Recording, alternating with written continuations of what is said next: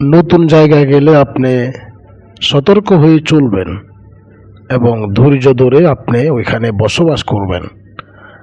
তাতে আপনি ওই স্থানের, ওই জায়গার সব কিছু আপনি বুঝতে পারবেন।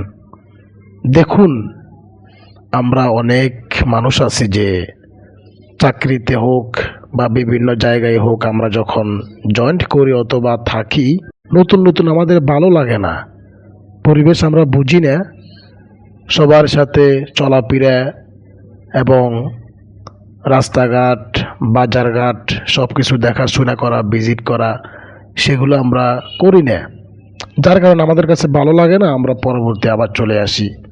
কিন্তু আপনি যদি ওই জায়গায় লেগে থাকতেন, তাহলে আপনি সেখানের পরিবেশ বুঝবেন, আপনার কাছে ভালো লাগবে, এরপর আপনি ভালো কিছু করতে পারবেন।